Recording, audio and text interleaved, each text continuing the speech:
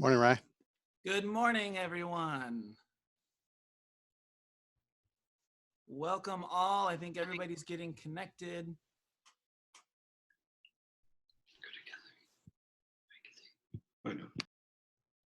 Look at all these beautiful people.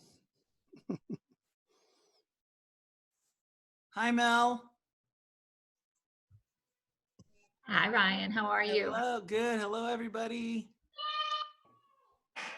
Somebody's excited. Good. That's Emmett. He's playing Sonic. Oh, good, good. How do you get the sound up higher? You have to click join with audio. Yeah, I told you before. We're going to let some people show up, and I'll get started in a minute.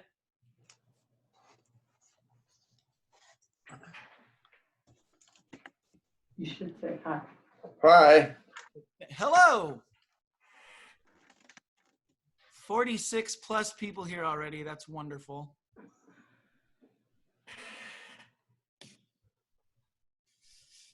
Okay, let me admit a couple more people here.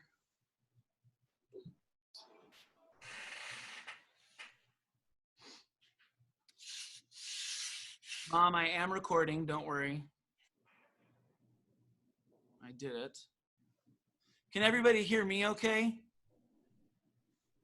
Yes. Just want to make sure. Hi, honey. Yes, I can. I'm going to mute myself now, Ryan. Okay, lovely.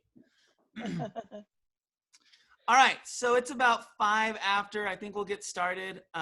Thank everybody. I just want to thank everybody for being here. I find it very somewhat ironic and amusing that we're celebrating the life of my grandfather, who, as of recently, was still using a flip phone. But nonetheless, I think it is important that we gather together to remember our wonderful Wayne. So thank you. I'm going to just quickly, before we start, just because I'm a teacher and this is what I do, I'm going to quickly go over a little bit of just etiquette. I just ask that you mute your microphone if it's not already muted.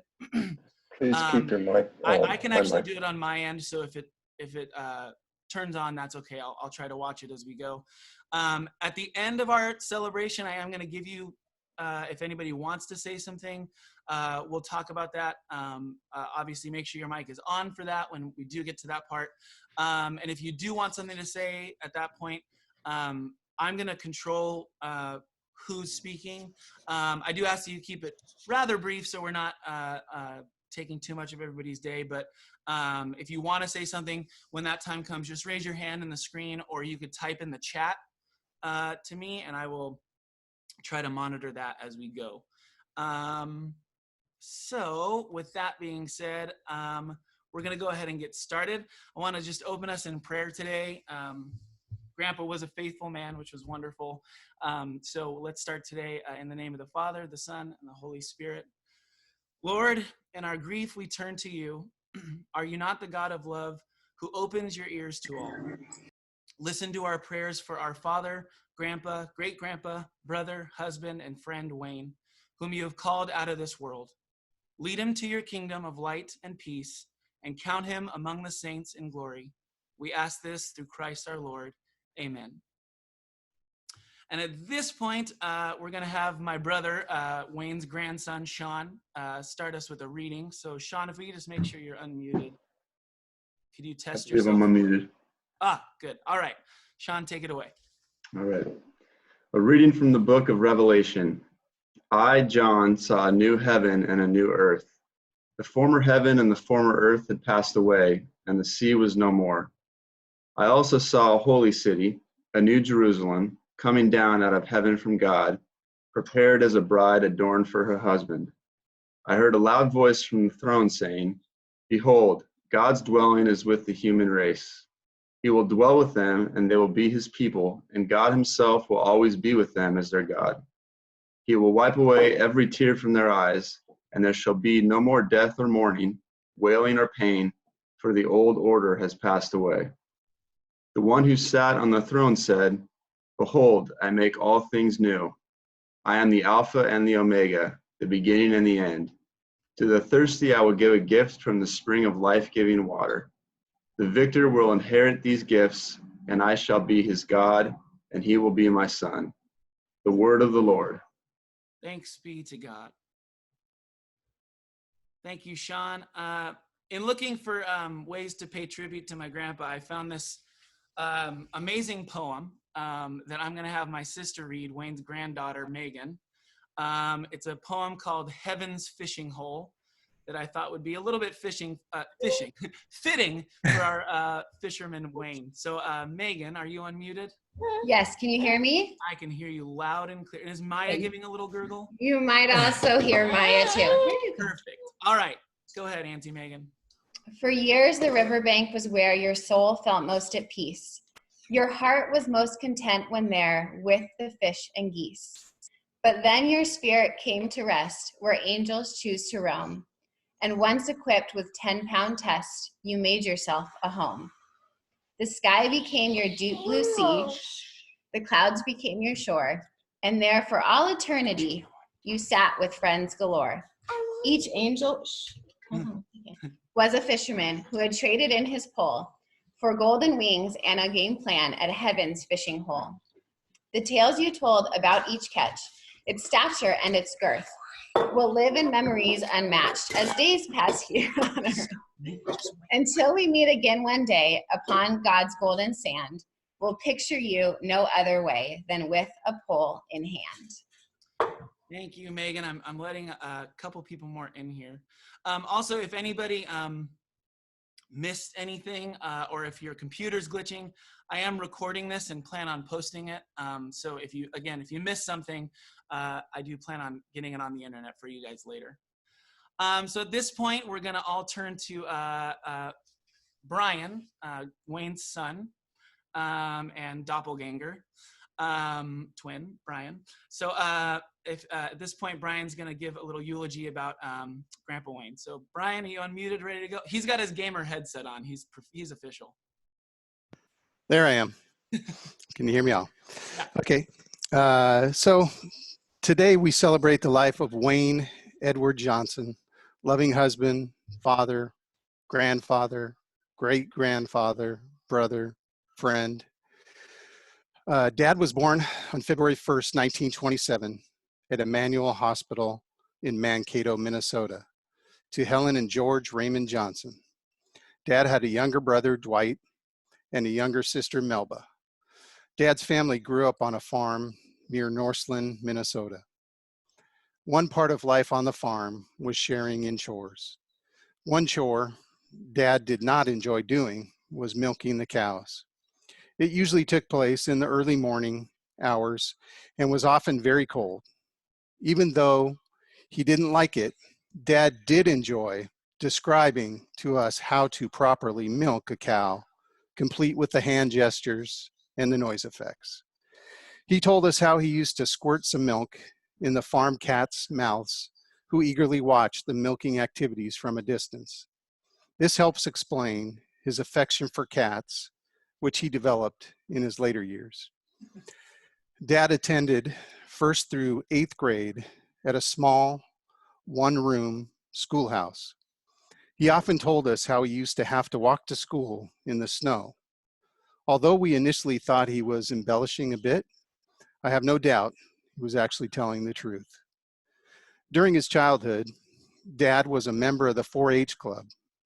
He was most successful in raising chickens. He did also have at least 2 ponies over the years.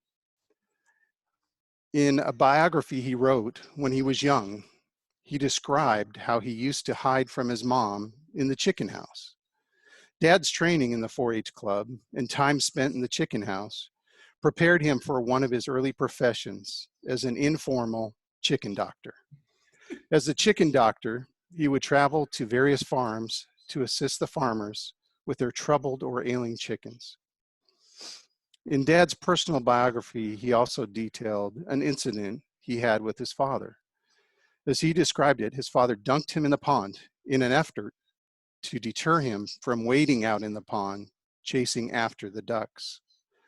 We all know that this must have spurred a burning desire and passion to strategically scout and hunt not only the ducks which caused this unpleasant experience, but any of their family members, other types of waterfowl, or all birds in general. Dad told us that he and his brother Dwight used to skinny dip in the pond. However, one day their father sat them down and told them that they were getting too old to skinny dip in the pond.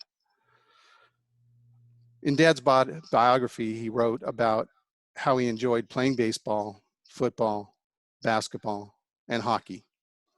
During his school years, Dad was in the junior choir and played the cornet. His early musical training was very evident in his adult years. It was a very common occurrence to hear him sing in the house, the car, or just about anywhere. It was also not uncommon for him to take his trumpet out of its case and play a tune during holidays or at parties at the house. While living in Santa Monica, Dad volunteered to play taps in the evening at the Los Angeles National Cemetery in Westwood. I found it interesting in Dad's biography that he aspired to be a sports writer or a farmer. Although he never became either, he was always a huge sports fan and spent countless hours interacting and building relationships with numerous farmers in Tule Lake, California, and Vauxhall, Canada. Dad graduated from St. Peter High School and attended the University of Minnesota for a few years. During his time in high school and college, Dad worked for a mortuary. He recalled an incident which startled him when a corpse's arm or leg fell off the gurney and hit him. He also told us he and his friend tried unsuccessfully to get their dates to take a ride in the hearse with them. When Dad left college, he joined the Navy. He often joked that although he was in the Navy, he never spent any time on a ship. When he returned from the Navy, he moved to California to escape the cold and the snow. Dad rented a house with some friends on the ocean side of Pacific Coast Highway in Malibu. Dad initially worked for Lear Aircraft in Santa Monica. Later, he would become involved in two successful business ventures: Precision Dip Rays, Inc., which was a metal parts fabrication company, and Clerk Technicorp, which was a gunsmith business where they made revolvers. In his later years, Dad was a salesman for Rigid Knives, ICM, which sold industrial sandblasters and dust collectors, and firearm accessories, grips, clips, and optics. In 1953, Dad's friend, Eugene Winbauer, and his girlfriend, Helen, set Dad up with his future wife of 65 years, Ann Milliken Ingalls. Ann and Helen worked as nurses at St. John's Hospital in Santa Monica. Gene and Dad picked the girls up after their shift at the hospital. Dad, the romantic that he was not, when asked how he met his wife, would say that he met her in a dark alley. 1 year later, on December 26, 1954, Ann and Wayne were married. Ann and Wayne relocated to Woodland Hills in the northwest corner of the San Fernando Valley to start and raise their family, which included my sister, Patty, my brother Mark, and I. Dad converted from his Lutheran upbringing to Catholicism to more closely align with Mom's Catholic upbringing and participate in the numerous school functions and activities at St. Bernardine's of Siena Church and School, where all three kids attended through the 8th grade. Dad enjoyed spending time with family and friends. Due to the success of his early business ventures, we were able to vacation often. I recall numerous family vacations when I was young, including trips to Maine, Massachusetts, New York, Washington, D.C., Minnesota, and Hawaii. We also had a house in Lake Elizabeth, up in the hills about 30 minutes west of Lancaster. We spent many weekends, either by ourselves or with family and friends at the ranch house. Mom and Dad enjoyed square dancing at the clubhouse. Dad enjoyed the many activities that the club and area had to offer, including the shooting range, the golf course, motorcycle riding, boating, and fishing. For several years, we rented a house in the summers in Lake Tahoe with the Windbauer and Doherty families. As our family grew and blessed mom and dad with many grandchildren, uh, we began renting houses at Silver Strand Beach in Port Hueneme. Dad did not cook much, but when he did, he enjoyed making pancakes for the whole family. Mom and Dad were always very big sports fans. They were both active participants in all 8 years of my time in Little League Baseball. Mom worked at the Snack Shack, and Dad coached a few years. Watching sports was always part of any family gathering. Over the years, Mom and Dad have enjoyed watching their 6 grandkids and 7 great-grandkids play sports and participate in school musicals and plays and sharing the joy of their accomplishments. Mom and Dad are and always will bleed Dodger blue. Growing up, we had season tickets to the Dodgers for several years.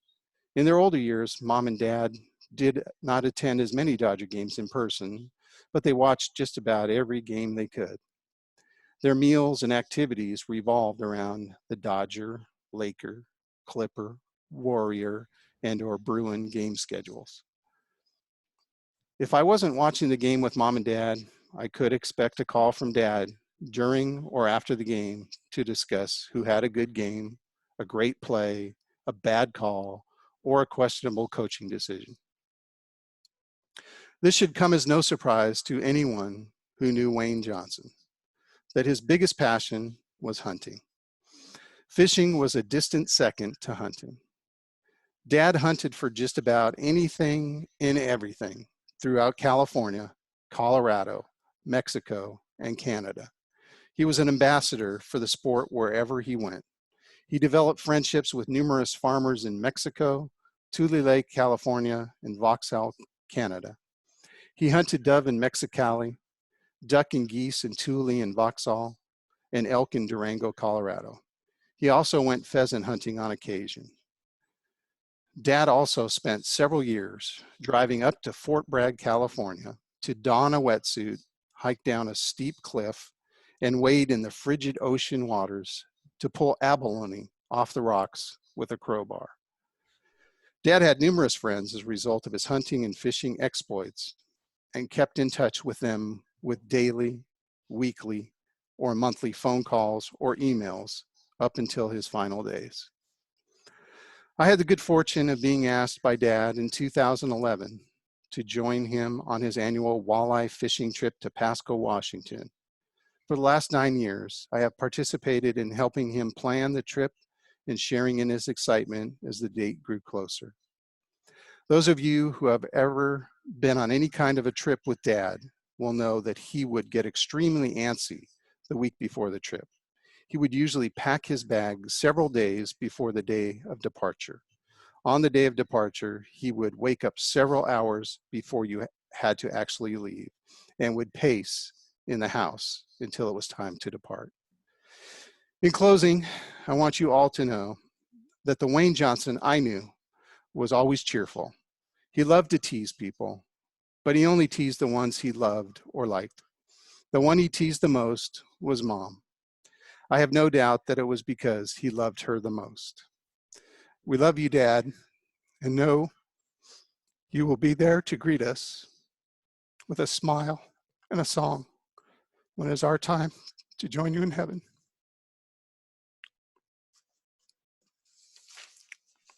Thank you, Brian. I need a second after that. So as Brian had mentioned, that we hope that Wayne will, or we know,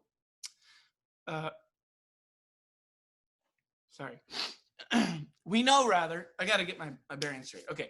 We know rather that Wayne will greet us with a song. And if you were one of the people that was receiving calls from my grandfather, I'm sure many times he felt it fitting to tell you about one of my performance ventures.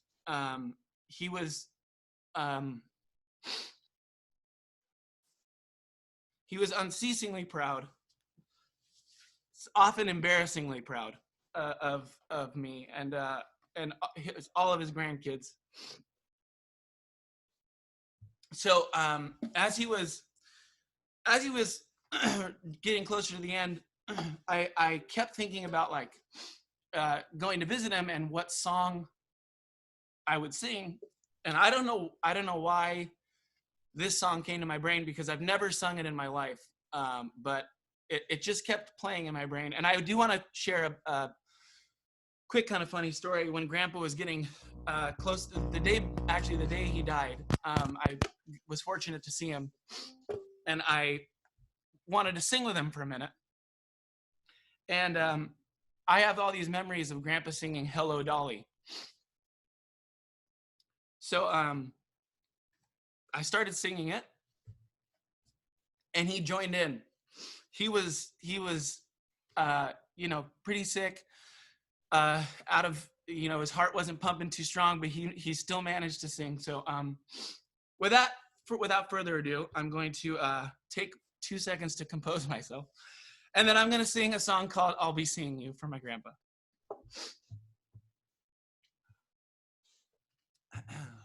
All right, here goes nothing.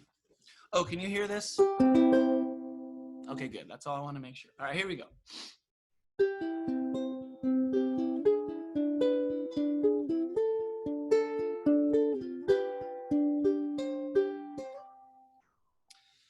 I'll be seeing you in all the old familiar places that this heart of mine embraces all day through. In that small cafe, the park across the way, the children's carousel, the chestnut trees, the wishing well. Well, I'll be seeing you in every lovely summer's day, and everything that's light and gay. I'll always think of you that way. I'll find you in the morning sun, and when the night is new, I'll be looking at the moon, but I'll be seeing you.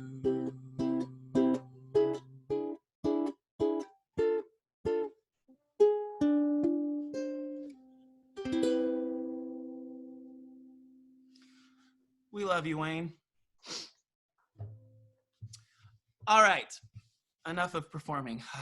That was tough, but I hope you enjoyed it, and I know Wayne heard it up in heaven. At this point, we're going to do a closing prayer before we open some things up for people to speak, and I have a couple more things to do. So with that said, if Matthew and Becca, are you unmuted? Yeah. Yes, we are. If you could close us in prayer. All right. In your hands, O Lord, we humbly entrust our brothers and sisters. In this life, you embrace them with your tender love, deliver them now from every evil, and bid them eternal rest. The old order has passed away. Welcome them into paradise, where there will be no sorrow, no weeping or pain, but fullness of peace and joy, with your Son and the Holy Spirit forever and ever. Amen. Amen. So with that, I put together a slideshow of countless pictures of Wayne. You can sit back and relax for a minute. It's 11 minutes. I will tell you that. I always like to know how long things are before I get into them. But he lived a long life of 93 years. So I will say I'm sharing the computer audio through my computer. So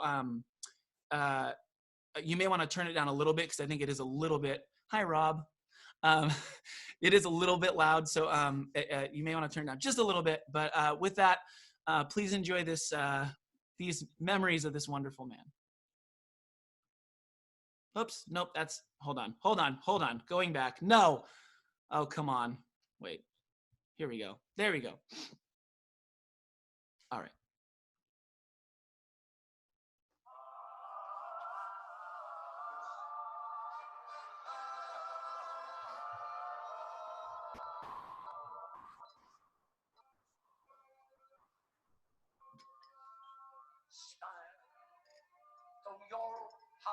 forsaken, smile, even though it's breaking. When there are clouds in the sky, you'll get by if you smile through your fear and sorrow. Smile, and maybe tomorrow you'll see the sun come shining through for you. Light up your face with gladness, hide every trace of sadness, although a tear may be ever so near. That's the time you must keep on trying, smile.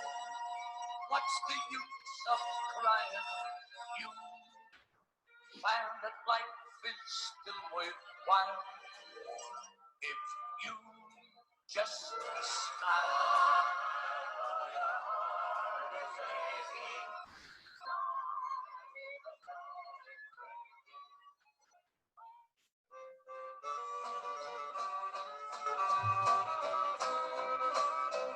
Goodbye, Joe, me gotta go, me oh my oh. Me gotta go, pull the P-road down the bayou. My Yvonne, the sweetest one, me oh my oh. Son of a gun, we'll have big fun on the bayou. Jambalaya, crawfish pie, a filet gumbo. 'Cause tonight I'm gonna see Mama Shazamio. Big guitar, filled fruit jar, and Miguel. Son of a gun, we'll have big fun on the bayou.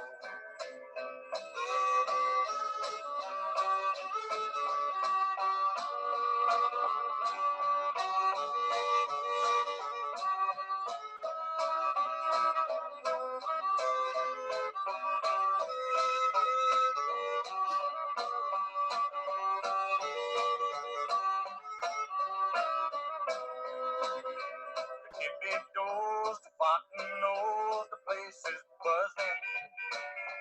Kinfolk come to see Yvonne by the dozen. Dress in style and go hog wild, me oh my oh. Son of a gun, we'll have big fun on the bayou. Jambalaya, crawfish pie, a filet gumbo. 'Cause tonight I'm gonna see my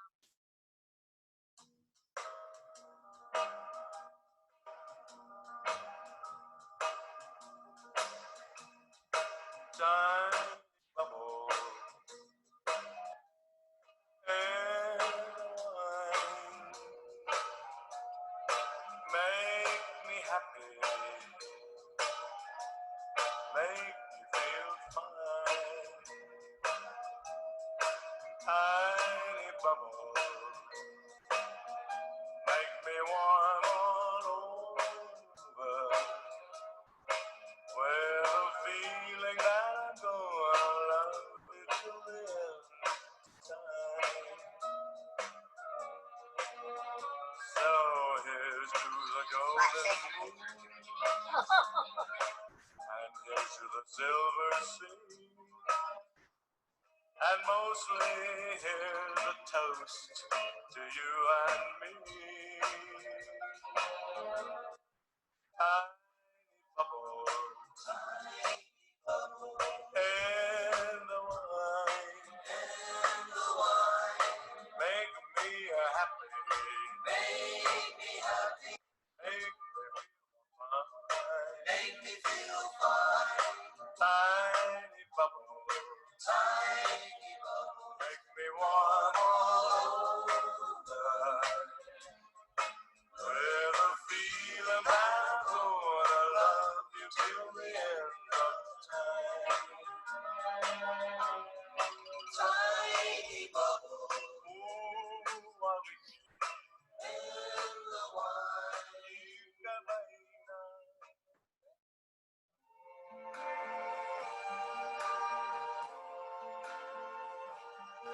I see trees of green,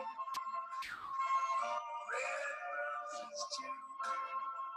I see them bloom for me and you. And I think to myself,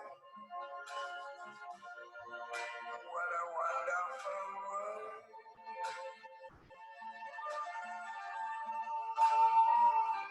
I see skies of blue and clouds of white, the bright blessed day, the dark sacred night. And I think to myself, what a wonderful world.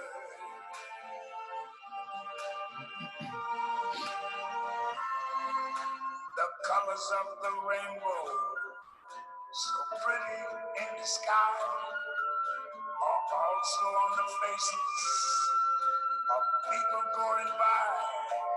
I see friends shaking hands, saying how do you do. They're really saying, I love you. I hear babies cry. I watch them grow. There I watch them grow. And I never knew. And I think to myself, what a wonderful world.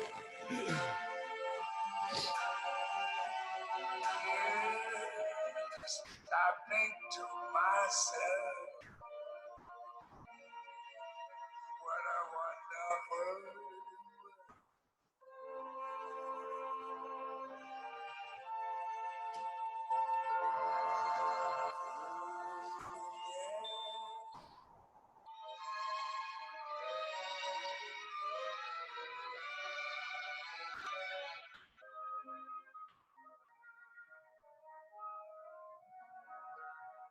Fairy tales can come true. It can happen to you if you're young at heart. For it's hard, you will find, to be narrow of mind if you're young at heart. You can go to extremes with impossible schemes.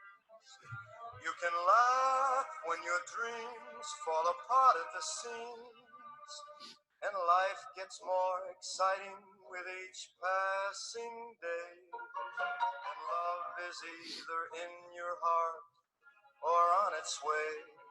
Don't you know that it's worth every treasure on earth to be young at heart? For as rich as you are, it's much better by far to be young at heart. And if you should survive to 105, look at all you'll derive out of being alive. And here is the best part, you have a head start if you are among the very young at heart.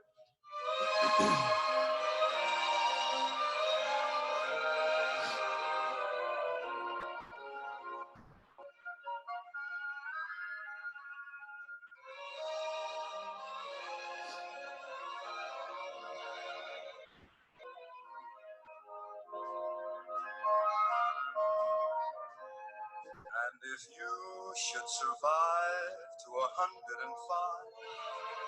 look at all you'll derive out of being alive. And here is the best part, you have a head start if you are among the very young at heart.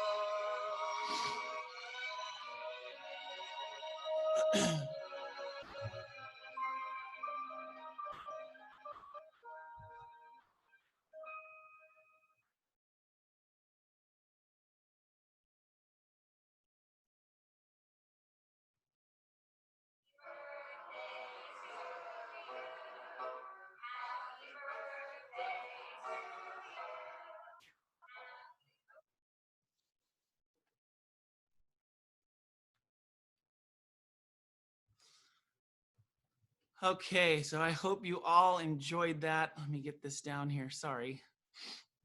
Oh. Okay, wait, hold on one second. I don't want to do that. So sorry, I got into a weird thing here. Let me get out of this. Cancel. What am I doing there? Okay. All right, well, hold on. There we go. I hope you all enjoyed that. Just 2 nights ago, it dawned on me that, you know, I've been missing my grandpa, and he was a hero to many of us. But I was like, you know who deserves all the credit is Anne. So bear with me, Annie. I wrote something to read to you. Grandma. Wayne was always the life of the party, full of energy, stories, laughs, and ideas. But that life, that energy, those laughs, the execution of those ideas, and the correcting of every story was lovingly done by you. You loved Grandpa for 65 years.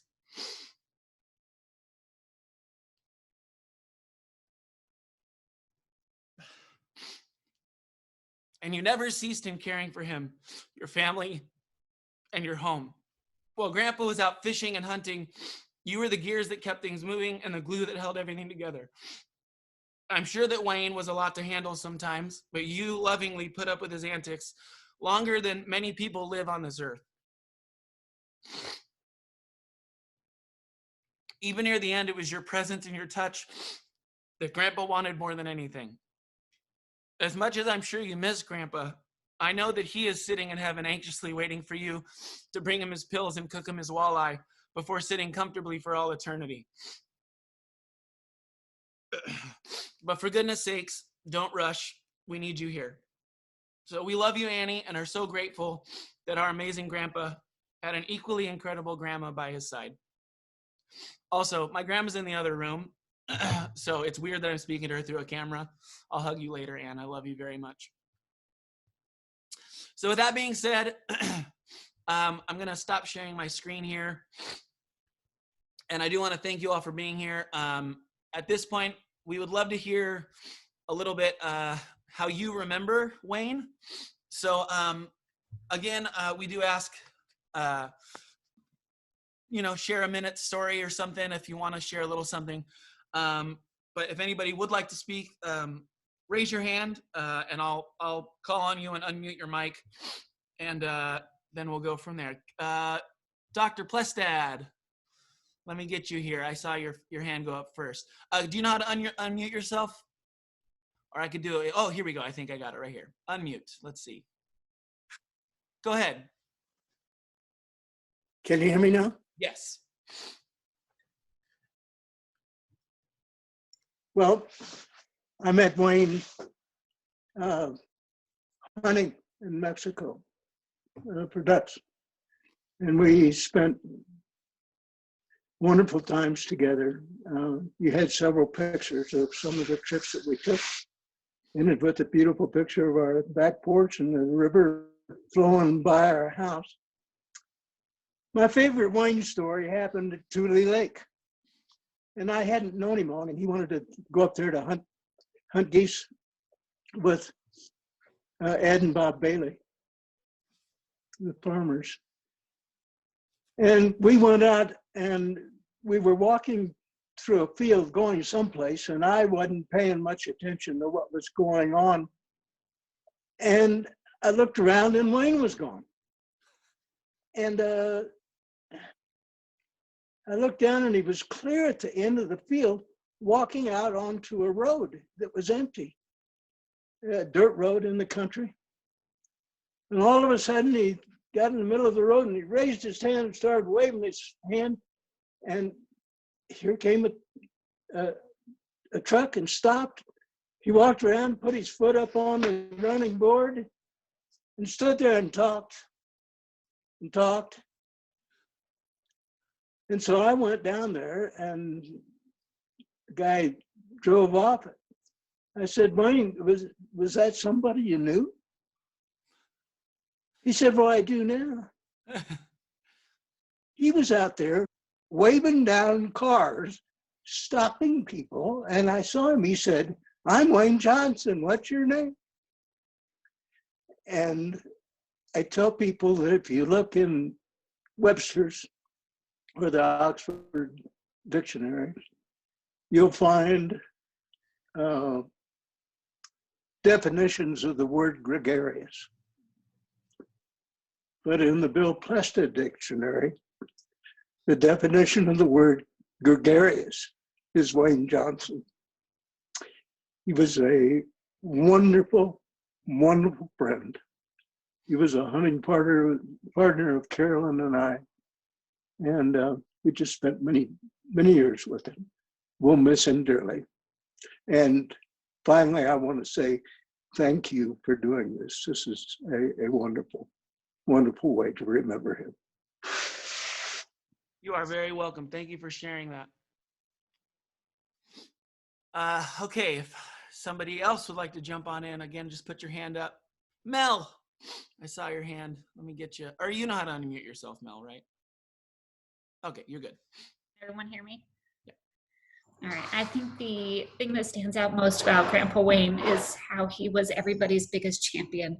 Regardless of what our hobbies or interests were, he dove in. He was always all in and always wanted to hear everything that we were doing and was always so enthusiastic about whatever it was that was going on in our lives. And I always felt like he was our biggest supporter, and I was never embarrassed to be who I was around him. And I felt that he was always 100% engaged in conversation, regardless of what else was going around. If we were there, he would just spend the time talking with us. And it was just wonderful. Thank you. Thank you, Mel. Got you right here.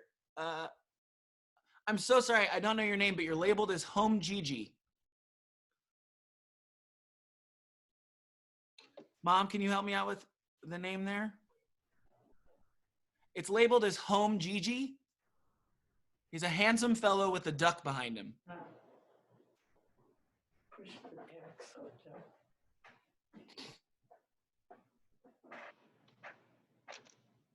Well, we'll get back to that. Anybody else for the moment?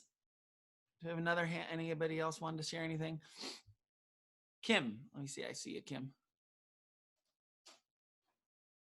I'm unmuting you, Kim. Hold on. Okay, Kim, you're good. This is just something I told your mom the other day, that your grandpa once said to my sister and I that he had known us when we were little girls, young girls.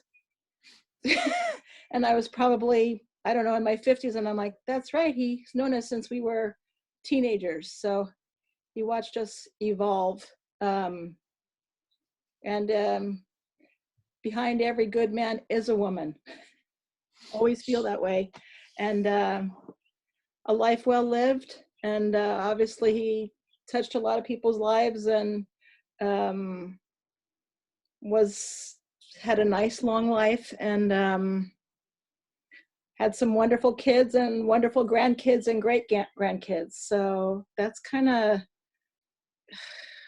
I'm sure he looked back on his life and thought that was what made his life the way it was, besides all the hunting and all of that. But so he was a nice man, and he will be missed. Thank you, Kim. Okay, I found out. Burley, you had raised your hand. Do you hear me, Burley? Can you hear? Hi. Hey, Burley. I'm Wayne's cousin. His dad and my dad were brothers. We had a farm right next to each other. I know Wayne got to love the outdoors, just growing up on the farm, hunting and fishing. I'm 11 years younger than Wayne, so I didn't see much of him. He was in the service and gone to California when I got to be like 15 or 16 years old. But then when my wife and I moved to California, we got to meet him and his family. We had a few good times together. I remember one time we had a little family get together, and him and Wayne and Ann were there with us, and my brother, I think. But we went to this restaurant, and after the meal, he said, why didn't you tell me you're going to pay for it? I would have ordered the steak and lobster. So it was always fun to be around. We'll really miss him. Thank you. Thank you.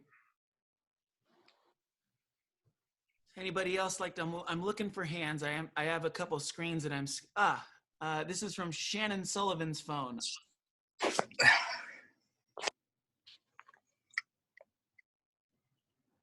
Who's on Shannon Sullivan's phone? My name is Scott. Scott, hey Scott, you're good to go. Scott Plested. Scott. Oh, hi Scott. Hi, I'm Scott Plested. I'm Dr. Plested's son. I'm the last of all the Plested kids, the youngest, and Wayne was always a presence in my life. He's been to more birthday parties and family gatherings, and of course I grew up going on all the hunting and fishing trips with everybody. I mean, Wayne was there for so many firsts. I got my first elk, and we were all celebrating, and they were handing me. I was just like 14 or 15, and they gave me some schnapps, and everybody's patting me on the back, and we got in the car and we're headed back home, and we went around a corner, and there was a big buck in the road, and Wayne basically pushed me out of the car and said, "Go get it," and my gun jammed, and he fixed it, unjammed it for me, handed it back, and I knocked it down. So if it wasn't for him, that wouldn't have happened. Sorry. I mean, he was there for my first salmon. When we were out getting abalone in Northern California, I think what I wanted to say was that memory of getting abalone, watching Mr. Johnson. He was Mr. Johnson to me. He was all, squashed into his wetsuit, and we've got old baseball cleats on, walking down this sheer cliff in basically the middle of the night. And I didn't know how terrified he was of heights. And what we went down was treacherous. And he had to crawl. And what I learned was that even though he was so afraid of that, he didn't stop. And I remember that, and I think about that when I have problems with things. But it's hard for me to talk about all this without blubbering away. Same for you. Even though he wasn't my grandfather, he very much was one to me. And he will be missed dearly, and I'm thankful for the role that he played in my life. So thank you. Thank you, Scott. I do want to thank Andrea Plested, who shared some of those abalone pictures with me. I heard that story I don't know how many times, and every time he told it, my response was, "What the hell's an abalone?" So I was happy to see what it actually looked like for the first time by seeing those pictures. So thank you for sharing those pictures. Anybody else? Again, if you, Megan, go ahead, Meg. when Dr. Plested was talking, it reminded me, and I may be totally incorrectly remembering the story, but I am recalling a time that Grandpa came to see us in one of our shows, and he had the Suburban at the time, the big Suburban, and I remember us piling a lot of kids in it, some of our friends, to go out to eat after the show.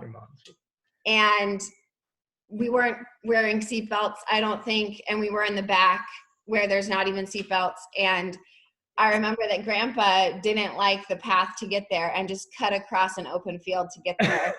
And I remember to all of our friends that were in the car, it was shocking, but to us, it was just like Grandpa. That was like just what he did. He kind of forged his own path and made his own way. And when Dr. Plested was talking about him introducing himself, I was reminded of Nina, who I think got that quality from Grandpa. And we have a chicken coop nearby our house. And the other day, it's a chicken coop we've gone by several times and we've never seen the chickens. And 2 days after Grandpa passed, we went by it again, and Nina went and started cawing, and all of the chickens ran out to greet her. And so I feel like it was his way of saying, I live on in all of us that got to meet him and got to know and love him and be part of him. So I just wanted to share that. Thanks. An equally surprising moment when I was playing video games as a kid. I remember sitting in my room and all of a sudden a dead goose. And my grandpa had thrown in a dead goose at me. I was a child, and I just remember thinking, like, why? And then we went to the garage, and he let me just keep dropping a dead goose, which I found very fascinating as a child. He was definitely full of surprises. Anyone else? Just kind of looking. Yeah. Oh, yeah. Who said that up there? Davis? I said. Yeah. Go ahead. Go ahead. Yeah. I was fortunate in that a week ago, Wayne gave me a call, as he periodically did as part of his Minnesota missionary work. But my grandfather and Wayne's mother were brothers and sisters. But we hunted and fished together a lot. And it was always a great experience when he came to do his missionary work. We did that in Canada, Idaho, and Minnesota and South Dakota. And he and Dad and my mother were very good friends, and Ann. And he's just going to be missed. I'm so glad I called him back last week. My best to all of you. Thank you.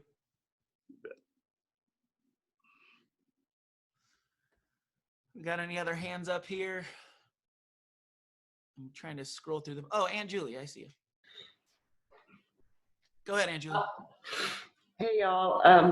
Thank you, kids, for putting this together. Wayne, I've known Wayne since I was 17, and I'm going to get through this. He was my crying buddy, and at every child graduation party, celebration of accomplishment, sometimes even when they fell down, and sometimes when he was just telling me about it, we would both well up, and we had that in common. And in the later years, it was a given, and I'd see him at any family gathering, and the joke between us was I'd hand him a Kleenex, and we'd both start to cry before whatever it was we were there to celebrate started. But to have that bond with somebody who's so strong and fierce and a hunter, but so loving, is something I will never forget. And thankfully, Brian has agreed to take the torch now, because I can't imagine another gathering like this without it. And I think there's probably 20 here from today. So I hope I did you proud, big guy. I'll miss you. I'll miss him too, very much. And thanks for wearing the Dodger hat, Morgan. All right, I'm going around again looking for people. Anybody? Did we miss anybody? Oh, Patty. Yeah. Go ahead, Ma. Are we good? Yeah. Okay. Well, you know, I've always said that I'm a lot like my dad, and that scares the heck out of me. But I'm very proud to be like my dad. And I'm just so honored that I was able to care for him at the end and with my mom. And boy, God was watching over us that we got him over here at our house, and that we got to be with him. And he was just happy to the end. Even the morning that he died, I went in and I said, "Good morning, Dad." And I said, "How'd you sleep?" And he opened his eyes and said, "Like a baby." And he always said that. And I'm just so grateful that he had such a wonderful life, and that he just enjoyed everything, made friends everywhere he went. And I'm just so proud that he was my dad. You want to say something, Mom? I am overwhelmed with all the outpourings from everybody. He would have been floored. He hated any attention on himself. And he loved his friends. Once you're a friend, you're a friend forever. Yep. And he was always in such a good frame of mind. He's always looking ahead and planning things and thinking he was going to live to be 100. Yep. And I don't know how to thank all of you. It's just overwhelming. It's beautiful. It's beautiful what you have done. Yeah, thank you, everyone. Yes, and thanks so much. Yeah, if you can't see behind me, I'm kind of hiding it, but we have a bit of a florist shop here. It's beautiful. Yeah. We're an amazing place for them to be and remember Grandpa. And to Grandma and Uncle Brian and my mom, again, thank you for being with him, through the end. He was comforted for sure in this time. Where he wanted to be at the end. Yes, exactly. Yes. Yeah. In my room. Yeah. Yeah. And Sean's room, I should give him credit too. Well, Matthew, you want to say something? Go ahead, buddy. Oh, I just tried. I was just gonna follow Grandma and say that, like, on the past week or so, like, we just want to thank you guys on behalf of all the family, just going on Facebook and Instagram and everywhere and seeing everyone's stories and pictures and memories of Grandpa have meant the world to us. And I know Becca and I got to share a special memory with our grandpa because I like to call me and Becca Grandma and Grandpa's forever roommates. We lived with them in their house part-time for almost 10 years. And they moved up here to the desert when I was in middle school.